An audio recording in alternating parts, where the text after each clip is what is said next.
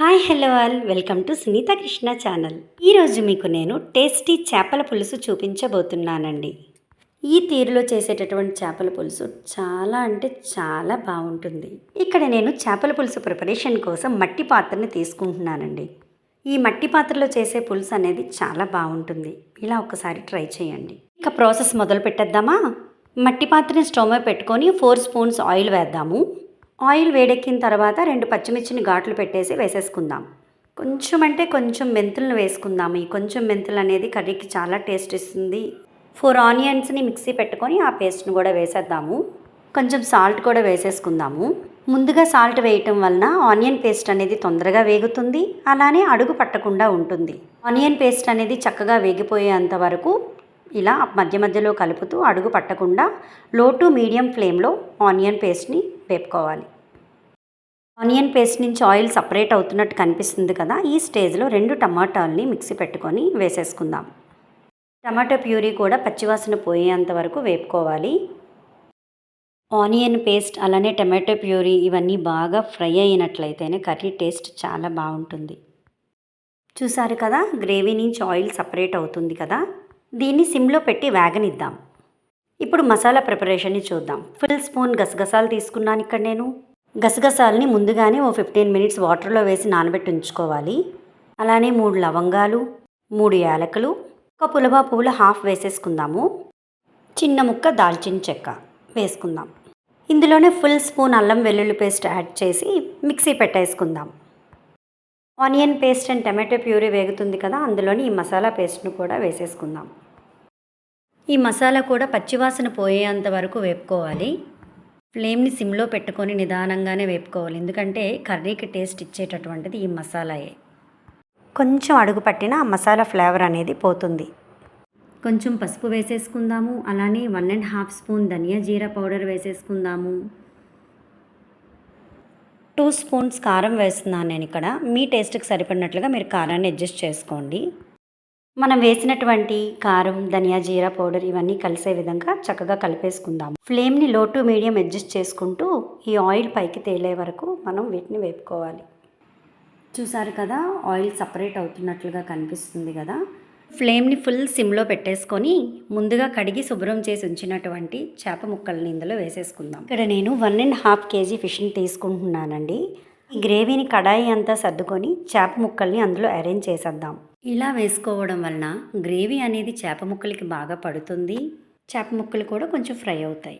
ఇక్కడ తీసుకునేది 1.5 kg quantity కాబట్టి ఈ విధంగా చేసుకోవచ్చు. మీరు ఎక్కువ క్వాంటిటీ ఫిష్ తీసుకున్నట్లయితే ముందుగా చేప ముక్కల్ని ఆయిల్లో పసుపు ఉప్పు వేసి ఫ్రై చేసుకొని వేసుకోవటం మంచిది. అలా అయితే ముక్కలు విరగకుండా ఉంటాయి. ఇక్కడ చూస్తున్నారు కదా, ఈ చేప తలలను కూడా నేను వేస్తున్నానండి. ఒకప్పుడు ఆ చేప తలలు పులుసులో కనిపిస్తే నాకు నచ్చేవి కాదు, అందుకని చేప చేసేటప్పుడే వాటిని పడేయమనేదాన్ని. కానీ ఈ చేప తలలు వేయటం వల్లనే పులుసు టేస్ట్ అనేది ఇంకా బాగుంటుందని తెలుసుకున్న తర్వాత ఇప్పుడు ఈ చేప తలలు కూడా వేస్తున్నాను. ఇందులో చిన్న గుడ్లు ఉన్నాయి, వీటిని ఎప్పుడు వేయాలనేది చెప్తాను, పక్కన ఉంచేసుకుందాం. ఇక్కడ ఈ చేప ముక్కలు 2 మినిట్స్ ఇలానే ఫ్రై చేసుకోవాలి. తరువాత నెమ్మదిగా వాటిని ఎక్కడ ముక్కలు అవ్వకుండా జాగ్రత్తగా కలుపుతూ రెండో వైపు కూడా మరో 2 మినిట్స్ ఫ్రై చేసుకోవాలి. ఫ్లేమ్ని సిమ్లో పెట్టుకొని చేప ముక్కల్ని ఫ్రై చేసుకోవాలి. 2 మినిట్స్ వేగిన తర్వాత నేను చింతపండుని ముందుగా నానబెట్టి ఉంచుకున్నానండి. చింతపండు గుజ్జుని వేసేసుకుందాము. ఇక్కడ చింతపండు పులుపు అనేది మీ టేస్ట్కి తగినట్లుగా మీరు వేసుకోండి. నేను ఇక్కడ పెద్ద నిమ్మకాయ సైజ్ అంత చింతపండుని నానబెట్టి ఆ రసాన్ని ఇందులో వేస్తున్నాను అనమాట. ముక్కలు మునిగేంత వరకు చింతపండు రసాన్ని వేసుకోవాలి. ఇప్పుడు ఫ్లేమ్ని హైలో పెట్టేసుకుందాము. మిగతా పాత్రలో మనం వండేటప్పుడు పులుసు క్వాంటిటీ అనేది మరిగిన తర్వాత తగ్గినట్లుగా అనిపిస్తుంది కదండి. ఈ మట్టి పాత్రలో వండేటప్పుడు ఆ పులుసు క్వాంటిటీ అనేది తగ్గదు, కాబట్టి మనకి ఎంత చిక్కదనం కావాలో ముందే అడ్జస్ట్ చేసుకొని వేసేసుకోవాలి. చాలా కలర్ఫుల్గా కనిపిస్తుంది కదండి. పులుసు నెమ్మదిగా మరగడం మొదలైంది. పులుసు ఎప్పుడైతే కెర్లుతుందో అప్పుడు ముందుగా నేను ఉంచుకున్నటువంటి ఈ చేప గుడ్లని ఇందులో వేసేసుకుందాము. ముందుగా మనం ఈ చేప గుడ్లను వేసినట్లయితే పులుసు అంతా చెదిరిపోతుంది. ఇలా మరిగినప్పుడు వేసినట్లయితే అలానే గుడ్లనే ఉండి చక్కగా ఉడికిపోతాయి అన్నమాట. పులుసు చూసారా ఎంత బాగా మరుగుతుందో. ఇలా 10 మినిట్స్ హై ఫ్లేమ్లో పెట్టుకొని పులుసుని మరగనిద్దాం. ఇక్కడ ప్రిపేర్ చేస్తున్నటువంటి పులుసు చూసారు కదా, పల్చగా లేదు, అలాని చిక్కగా లేదు. కరెక్ట్గా మనం రైస్లో వేసుకొని కలుపుకోవడానికి బాగుంటుంది. పులుసు మరిగిపోయింది. ఈ స్టేజ్లో కొంచెం అంత కరివేపాకు, కొంచెం అంత కొత్తిమీరని వేసుకుందాము. కొంచెం మెంతాకుని చేత్తో ఇలా నలిపి వేసుకుందాము. ఈ కొంచెం వేసుకునేటటువంటి మెంతాకు అనేది పులుసుకి చాలా టేస్ట్ ఇస్తుంది. ఉప్పు కారం అన్నీ సరిపోయేలా చెక్ చేసుకొని ఇక స్టవ్ ఆఫ్ చేసుకోవటమే. చాలా టేస్టీగా ఉండే ఈ మట్టి కుండలో చేపల పులుసు రెడీ అయిపోయింది.